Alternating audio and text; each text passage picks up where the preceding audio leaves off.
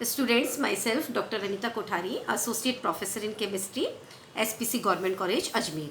I will teach you the first chapter of your syllabus, that is the atomic structure. Okay. The first part of the syllabus is idea of de Broglie's matter waves. Idea of de Broglie's matter waves, यानी de Broglie की द्रव्य तरंगों का idea. Okay. According to Planck's theory of quantum theory, E equals h mu, right? Where E is the energy of photon, h is Planck's constant, and mu is the frequency of photon. We also know that according to Einstein, E equals mc square. N is the mass of the photon and c is the velocity of photon. Okay. So here you see that this Planck's quantum theory gives the wave nature of the photon, because mu, that is the frequency which is related with the wave nature of the photon. Here you see that here we use the property mass, which gives the particle nature of the photon. Means according to both these theories, we can say that photon is of dual nature. यानी जो हमारी photon होती है या जो हमारी radiations है या जो लाइट है वो द्वितीयक प्रकृति की होती है. वो हमें पार्टिकल नेचर भी शो करती है और वेव नेचर भी शो करती है. Right. So we can combine both the equations, because here it is also energy and here it is also energy. So we can compare these two equations and we can write h mu equals mc square. Right. You know that mu is equals lambda c upon lambda. Okay. So this is c upon lambda equals mc square. Okay. एक c से एक c गया तो आप क्या कहेंगे? h lambda equals mc. Okay. या आप ये कह सकते हैं lambda equals h upon mc. Okay. यहाँ आप c को रिप्लेस कर सकते हैं v से. v is the velocity. Okay. Now अब आप मेरी बात को ध्यान से सुनिएगा कि सबसे पहले हमने क्या कहा कि जो प्लैंक्स ने इक्वेशन दी थी वो दी थी इक्वल्स एच म्यू. राइट. यानी उन्होंने हमें बताया था कि जो रेडिएशंस होती हैं वो वेव नेचर शो करती है. राइट. और उसके बाद आइंस्टीन ने हमें बताया था कि वो हमें पार्टिकल नेचर भी शो करती है, उसमें मास भी है. ओके. यानी कुल मिला के कोई भी जो फोटोन होता है उसका ड्वेल नेचर होता है, उसकी द्वैतिक प्रकृति होती है, वो कणीय प्रकृति भी शो करता है और तरंग गुण भी शो करता है. और इसलिए जब हम इन दोनों इक्वेशंस को कंबाइन करते हैं तो H mu that is H C upon lambda equals M C square. एक सी से एक सी जाएगा तो that is H lambda equals M C. और एम सी को अगर मैं रिप्लेस कर दूँ वी से, दैट इज वेलोसिटी, तो आप क्या कहेंगे कि lambda equals h upon m v. Right. Now come to the topic, and this topic is the idea of de Broglie's matter waves. Okay. यानी सबसे पहले डी ब्रॉगली ने क्या कहा? डी ब्रॉगली ने ये कहा कि जिस तरह से जो फोटोन होते हैं, जो लाइट होती है, जो रेडिएशन होती है, वो ड्वेल प्रकृति शो करती है, उसी तरह से हर कण, हर तरह का पदार्थ, या हम वर्ड यूज करें मैटर, हिंदी में क्या कहेंगे? द्रव्य. है ना. कोई भी मैटर हो, चाहे वो इलेक्ट्रॉन हो, चाहे वो और भी कोई भी मैटर हो, वो क्या नेचर शो करेंगे? वो भी ड्वेल नेचर शो करते हैं. राइट. ड्वेल नेचर मतलब वो पार्टिकल नेचर भी शो करेंगे और वो हमारे वेव नेचर भी शो करेंगे. ओके. यानी वो कणीय प्रकृति भी शो करेंगे और तरंग प्रकृति भी शो करेंगे. राइट. तो इसमें आप ये देखिएगा कि ये जो इक्वेशन मैंने डिराइव करी है, this equation is known as de Broglie's equation. क्या कहलाएगी ये? De Broglie's equation. De Broglie का समीकरण कहलाएगा. क्या है वो? Lambda equals h upon m v. और यहाँ जो लैम्डा है, this is known as de Broglie's wavelength, यानी डी ब्रॉगली की तरंगदैर्ध्य है. Got it. तो अगर आपसे कोई पूछे कि डी ब्रॉगली इक्वेशन क्या है, तो डी ब्रॉगली इक्वेशन क्या हो गई? Lambda equals h m v. बोले यहाँ तक आपका क्लियर? फिर से अपनी बात रिपीट करती हूँ कि सबसे पहले जो आइडिया प्लैंक्स ने दिया था वो वेव नेचर का दिया था, आइंस्टीन ने दिया था हमें उसकी कणीय प्रकृति के बारे में। और हम ये देखते हैं कि जो ये इन्होंने कहा ये किसके लिए कहा था? लाइट के लिए और फोटोन्स के लिए कहा था। और ये जो सेम आइडिया है डी ब्रॉगली ने क्या किसके ऊपर लगाया? मैटर के ऊपर लगाया। यानी अकॉर्डिंग टू डी ब्रॉगली कि जिस तरह से लाइट या फोटोन अपना ड्वेल नेचर शो करती है, उसी तरह से हर कण, हर मैटर अपनी ड्वेल प्रकृति शो करते हैं। वो कणीय गुण भी दर्शाते हैं और वो वेव नेचर भी शो करते हैं। और इसीलिए जब हम इन दोनों इक्वेशन को कंबाइन करते हैं तो finally we get the equation lambda equals h upon mv। This is known as de Broglie's equation. De Broglie का समीकरण कहलाता है ये। और यहाँ पर जो लैम्डा है this is known as de Broglie's wavelength. Okay, so it must be clear to you that we can also write this equation in this way. What is de Broglie's equation? We write up it again. Lambda equals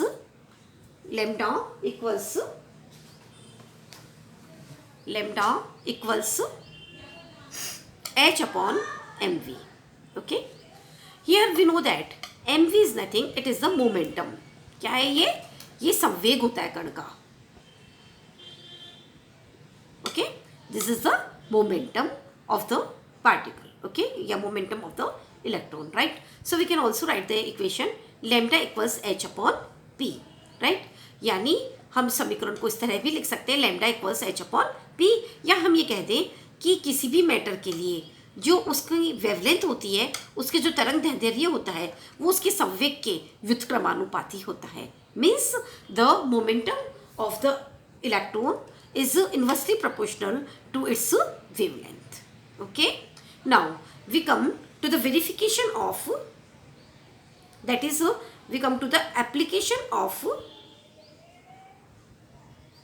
de Broglie's matter waves या de Broglie's equation, है ना, कि जो de Broglie equation है उसकी क्या सार्थकता है, राइट? तो now come to the Bohr model. अगर आपको बोहर का मॉडल पुराना याद है तो आपने अच्छे से उसमें पढ़ा होगा कि जो इलेक्ट्रॉन होते हैं वो न्यूक्लियस के चारों तरफ कैसे सर्कुलर वे में मूव करते हैं, राइट? तो जिस तरह से वो सर्कुलरली मूव करते हैं, राइट, तो उसका जो कोणीय संवेग होता है mvr, it is multiple integral of h upon 2π. क्या? फिर से रिपीट करती हूँ मैं. बोहर का एक पॉस्टुलेट था, उसकी एक संकल्पना थी, और वो संकल्पना क्या थी कि न्यूक्लियस के चारों तरफ गोलाकार रूप से घूमते हुए इलेक्ट्रॉन का कोणीय संवेग, दैट इज क्या? Angular momentum, is multiple integral of h upon 2π. यानी h अपॉन 2π का मल्टीपल इंटीग्रल है. मतलब n की वैल्यू क्या होगी यहाँ पर? 1, 2, 3, 4 इस तरह से होल नंबर होगी, राइट? तो बोहर ने जब अपना ये पॉस्टुलेट रखा कि इलेक्ट्रॉन सिर्फ उन्हीं वृत्ताकार कक्षों में चक्कर काटेंगे जिनका कोणीय संवेग n h अपॉन 2π का मल्टीपल के बराबर हो, right?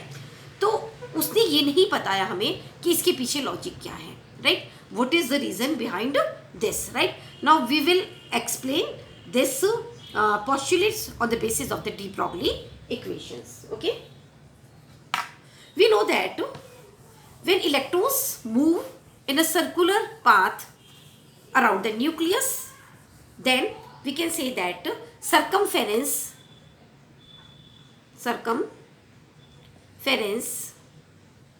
of the circle is equals to n lambda. कैसे देखिएगा कि अगर देखिएगा, आप इस डायग्राम को बहुत ही ध्यान से देखिएगा कि अगर सपोज मैंने कोई सर्कुलर पाथ बनाया है, ओके, ये 2 सर्कुलर पाथ मैंने बनाए हैं, ओके, तो आप ये देखिएगा कि हम ये कह रहे हैं कि इलेक्ट्रॉन में वेव नेचर भी है और पार्टिकल नेचर भी है. अगर सपोज मैं 1 मिनट के लिए उसका वेव नेचर बना रहा हूँ, आप ध्यान से देखिएगा मैं किस तरह से बना रही हूँ. 2, 3, 4, 5 and this one, okay, and this way. Okay, I just make it complete. You see it here clearly, right? आप क्या नोट कर रहे हैं? ध्यान से देखिएगा कि इस सर्कुलर पाथ में जब इलेक्ट्रॉन मूव कर रहा है तो ये कंप्लीट एक लैम्डा है या नहीं है? यानी आप क्या कहोगे कि जो वेव्स है वो बिल्कुल फेस में, waves are in phase. Okay, जबकि यहाँ पर मैं डायग्राम बनाऊंगी, आप देखिएगा कि वेव्स हमारी फेज में नहीं होगी। Got it? आप यहाँ देखिए वेव्स फेज में नहीं है, यानी मैं यहाँ कह सकती हूँ कि जो सरकमफेरेंस की जो वैल्यू है it is multiple integral of lambda, है या नहीं है? कि जो लेमडा है एक पूर्ण गुणांक है, it is a whole number that is 1 2 3 and 4, okay right. But here it is not a whole number, यहाँ पे फ्रिक्शन में ये कंप्लीटली नहीं आ रही है, राइट।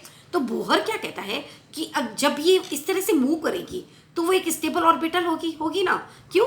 क्योंकि इसमें ये वेव्स एक दूसरे को कैंसिल नहीं करेगी, ओके, और इलेक्ट्रॉन आराम से इसके अंदर घूमता रहेगा, राइट। लेकिन जब इस तरह का ओवरलैपिंग होगी वेव्स की तो क्या होगा, ये दोनों वेव्स एक दूसरे को कैंसिल कर देगी और final what will happen, electron will fall in the nucleus, यानी इलेक्ट्रॉन चारों तरफ घूम नहीं सकता, because here waves are not in phase but they are out of phase, है ना, फेस में नहीं है, राइट। तो इलेक्ट्रॉन की घूमने की हमारी कंडीशन क्या हुई कि उसमें जो लेम्डा की वैल्यू है वो मल्टीपल इंटीग्रल होनी चाहिए। इसका मतलब आपको समझ में आया क्या, कि पूरे के पूरे लेम्डा की वैल्यू कंप्लीट होनी चाहिए, ओके। तो यहाँ पर हम ये देख रहे हैं कि जो परिधि का मान है वो एन लेम्डा के बराबर है। किसके बराबर है? एन लेम्डा के बराबर है। तो अब हम इसको सॉल्व कर लेते हैं। किस तरह से देखिएगा, the value of circumference is equals, उसका जो वैल्यू है वो होती है 2πr that equals to be N lambda, okay. अब आप यहाँ देखिएगा कि हम क्या करते हैं, इसमें लेम्डा का मान रख देते हैं from the de Broglie's equation. रख लीजिए क्या है de Broglie equation, lambda equals h upon m v, okay. Lambda equals h upon m v, ये डी ब्रॉगलीज इक्वेशन है। तो आप क्या नोट करेंगे यहाँ पर देखिएगा, 2πr इक्वल्स एन, लेम्डा की वैल्यू पुटअप कर दीजिए इस इक्वेशन में यहाँ से, तो h upon m v, okay. So I can also write m v r equals n h upon 2π। आप देखिएगा ये क्या था, this is the Bohr's postulates. जो बोहर ने कहा था कि इलेक्ट्रॉन सिर्फ उन्हीं वृत्ताकार कक्षकों में चक्कर काटेंगे जिनका कोणीय संवेग, जिनका एंगुलर मोमेंटम h अपॉन 2π का एक होल नंबर हो, उसका मल्टीपल इंटीग्रल हो।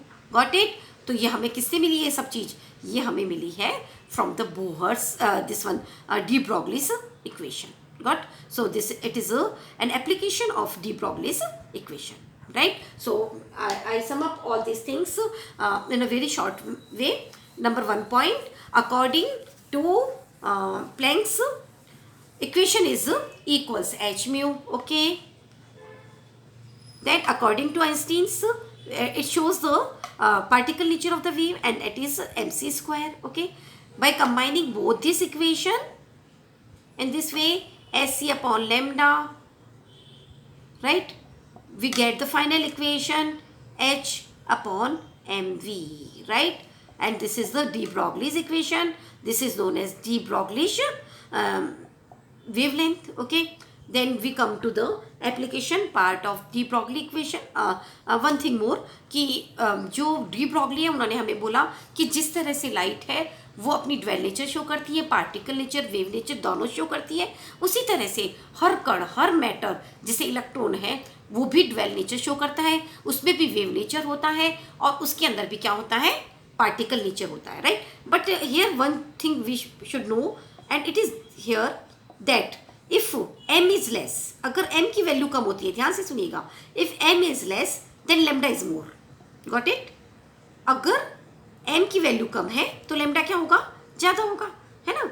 और अगर m की वैल्यू ज़्यादा है तो लेम्डा क्या होगा, कम होगा। Got it? तो आप देखिएगा ध्यान से, अगर लेम्डा ज़्यादा है तो हम क्या कहेंगे, ये चीज़ ज़्यादा है, ओके। Got it? इसे हम लेम्डा कहते हैं ना, तो ये ज़्यादा है। और अगर m ज़्यादा है तो हम कहेंगे लेम्डा लेस है, ये देखिएगा बिल्कुल। और लेस कर दिया तो क्या स्थिति हुई, देखिए ये, और कम कर दिया तो बिल्कुल ये वाली स्थिति हो गई, है ना। तो ध्यान से सुनिएगा मेरी बात कि this D Broglie equation is more suitable for micro objects. जो छोटे छोटे ऑब्जेक्ट्स हैं जिनका मास कम होता है उसके लिए ज़्यादा सुटेबल है। क्यों? क्योंकि उनके लिए लेम्डा का मान बहुत ज़्यादा होता है और हमें वेव्स अच्छे से दिखाई देती है, right. But in case of the macro objects, जो बड़े बड़े ऑब्जेक्ट्स होते हैं उसके केस में क्योंकि m की वैल्यू बहुत ज़्यादा होती है तो लेमडा का मान बहुत कम होता है और इसीलिए हमें लेमडा एकदम से दिखाई नहीं देता कि वो किस तरह से वेव फॉर्म में मूव कर रहा है, right. Then we read about the application part of Bohr equation, and we know that according to the Bohr, electrons move in circular path whose angular momentum mvr is multiple integral of h upon 2 pi, है ना. तो हमने ये क्या देखा कि हमेशा electron उन्हीं सर्कल्स में मूव करेंगे जिनमें लैम्डा कंप्लीट हो. Got it. जिसमें लैम्डा कंप्लीट होगा तो ही वो मूव करेंगे और लैम्डा इनकम्प्लीट होगा तो वेव्स एक दूसरे से कैंसिल हो जाएगी. और इसीलिए हमने क्या कहा कि जो परिधि का मान है 2 pi are equals N lambda, है ना. और इसको जब हमने यहाँ पे लैम्डा की वैल्यू पुटअप करी उससे किसी डी ब्रॉगली इक्वेशन से, तो आप देखिएगा वो क्या आई थी हमारे पास में h upon m v n equals 2 pi r. तो हमें वही बोहर पोस्टुलेट मिला था m v r equals n h upon 2 pi. Got it. तो आज हमने ये दोनों चीज़ें पढ़ी हैं, de Broglie equation, de Broglie wavelength and application part of the de Broglie equation, right. और अपना जो मेरा नेक्स्ट वीडियो होगा उसमें मैं आगे लूँगी इसका verification of de Broglie's equation and then some numericals related to this one. Okay, thank you so much.